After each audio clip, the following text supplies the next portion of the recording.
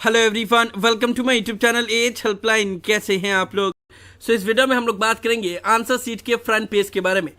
जैसा कि आप लोगों को पता है कि हर सेशन में जब भी इग्नू में एग्जाम कंडक्ट करवाए जा रहे होते हैं तो लाखों स्टूडेंट ऐसे होते हैं जो पहली बार इग्नू में एग्जाम देने जा रहे होते हैं। ऐसे में उनको आंसर सीट के फ्रंट पेज के बारे में सभी डिटेल होना जरूरी है, क्योंकि आंसर सीट के फ्रंट पेज में अगर आपने कोई भी गलती किया तो फिर आपका रिजल्ट डिक्लेयर नहीं होता है, रिजल्ट लेट से डिक्लेयर होता है और भी अदर इशू होता है, क्योंकि आंसर सीट के फ्रंट पेज में आपको डिटेल सही सही लिखना होता है। ऐसे बहुत सारे स्टूडेंट हैं जो हर बार आंसर सीट के फ्रंट पेज को फिलअप करने में गलती करते हैं, जिसकी वजह से या तो उनका रिजल्ट डिक्लेयर नहीं होता है या फिर उनका रिजल्ट डिले हो जाता है, लेट से डिक्लेयर होता है। इसलिए आपको आंसर सीट का फ्रंट पेज सही सही से फिलअप करना है। साथ ही साथ इग्नू ने भी हॉल टिकट में भी इस चीज की जानकारी दी हुई है कि आंसर सीट के फ्रंट पेज फिलअप करने के टाइम पे आपको कौन कौन सी बातों का ध्यान रखना है। तो इन सब के बारे में हम इस वीडियो में डिटेल में बात करेंगे। अगर आप इग्नू में पहली बार एग्जाम देने जा रहे हैं तो वीडियो को एंड तक देख लीजिएगा। अगर आपने इग्नू में ऑलरेडी एग्जाम दिया हुआ है तो आप लोग चाहें तो वीडियो को स्किप कर सकते हैं। अगर आप एज हेल्पलाइन चैनल पर फर्स्ट टाइम आए तो चैनल को जरूर सब्सक्राइब कर लीजिएगा।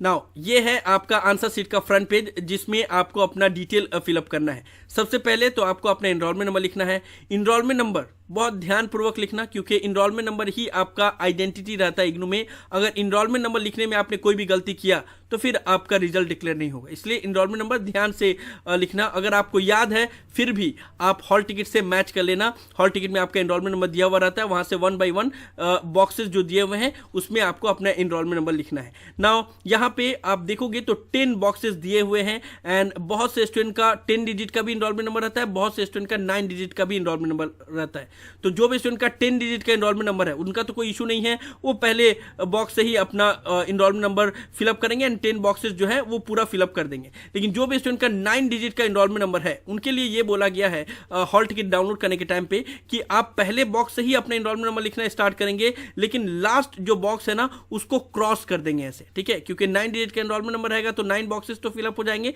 लेकिन लास्ट एक बचा रहेगा तो उसमें बहुत से स्टूडेंट क्या होता है इसको जीरो कर देते हैं या फिर कुछ भी नहीं लिखते हैं। तो उसको आपको छोड़ना नहीं है या जीरो नहीं करना है, इसको बस ऐसे क्रॉस कर देना है, ठीक है? तो ये काम आप लोग जरूर कर लेना। तो सबसे पहले आपने इनरोलमेंट नंबर इन फिगर यानी कि नंबर वाइज जो नंबर दिया हुआ है वो लिखना है। उसके बाद से आपको इनरोलमेंट नंबर इन वर्ड्स लिखना है। किस तरीके से इन वर्ड्स लिखना है? जैसे आपका 1919 इस तरीके से इनरोलमेंट नंबर है तो 1 को ONE1, 9 को इस तरीके से इंग्लिश में लिखोगे, वर्ड में लिखोगे, ठीक है? ऐसा इसलिए किया जाता है क्योंकि बहुत सारे स्टूडेंट नंबर को ना अलग अलग वे में लिखते हैं। कोई स्टूडेंट 3 को ऐसे लिखता है कि वो 9 जैसा समझ में आए, या 9 को ऐसा लिखता है कि वो 3 जैसा समझ में आए, या अलग वे में लिखते हैं। तो इसलिए इनरोलमेंट नंबर से ही क्योंकि आपका रिजल्ट डिक्लेयर होता है तो आपको यहाँ पे वर्ड में लिखना है इनरोलमेंट नंबर, ठीक है? तो अगर मान लो आपका 200 इनरोलमेंट नंबर है या 210 इनरोलमेंट नंबर है तो पहले 2 लिखना है, फिर 1 लिखना है, फिर 0, इस तरीके से लिखना है। बहुत से स्टूडेंट, ये मैंने एग्जांपल के तौर पे आप लोगों को दिखाया था कि उसको काउंट करते हैं 1 2 सैकड़ा हज़ार इस तरीके से, उसके बाद से लिखते हैं। वैसे नहीं करना है आपको, बस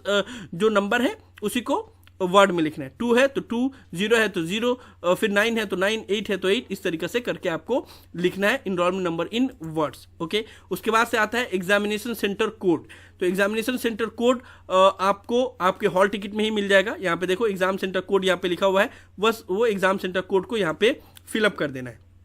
उसके बाद से डे एंड डेट, किस डेट पे आपका एग्जाम होने वाला है वो आप लोग को डेट तो हॉल टिकट में ही मिल जाएगा एंड डे आपको खुद से याद रखना पड़ेगा कि कौन सा डे है आज, जिस दिन एग्जाम हो रहा है उस दिन का डे लिखोगे एंड डेट लिखोगे। उसके बाद से प्रोग्राम भी आपको आपके हॉल टिकट में ही मिल जाएगा। यहाँ पे देखो प्रोग्राम कोड, तो ये प्रोग्राम कोड आप लिखोगे, ठीक है? प्रोग्राम कोड यहाँ पे लिखना होगा। उसके बाद से कोर्स कोड यानी कि जो पेपर का एग्जाम होने वाला है, जो पेपर का आप एग्जाम दे रहे हो उसका कोड लिखना है, तो वो भी आपको एग्जामिनेशन हॉल में ही मिल जाएगा। जो आपको क्वेश्चन पेपर मिलेगा उसमें ही क्वेश्चन पेपर का कोड लिखा हुआ रहता है। जैसे देखो यहाँ पे BCOC 132 है तो ये पेपर का कोड है, ठीक है? कोर्स कोड है, ठीक है? तो ये कोड लिखोगे BCOC 132। उसी तरीके से जो भी आपका कोड रहेगा वो आपके क्वेश्चन पेपर में ही लिखा हुआ रहता है, ठीक है? तो ये कोड लिखोगे एंड उसके बाद से कोर्स का टाइटल, तो कोर्स का टाइटल आपको क्वेश्चन पेपर पे ही दिया हुआ रहता है। ये यहाँ पे कोड लिखा रहेगा और ये टाइटल लिखा हुआ है, बिजनेस ऑर्गेनाइजेशन एंड मैनेजमेंट, तो ये है कोर्स का टाइटल। तो जिस तरीके से ये course code and course title दिया हुआ है उसी तरीके से जो भी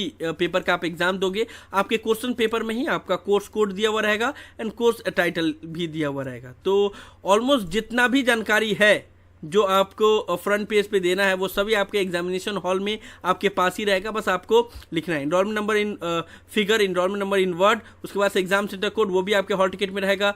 डे एंड डेट वो तो आपको याद रखना ही होगा, एंड प्रोग्राम कोड वो भी आपके हॉल टिकट में ही मेंशन होगा।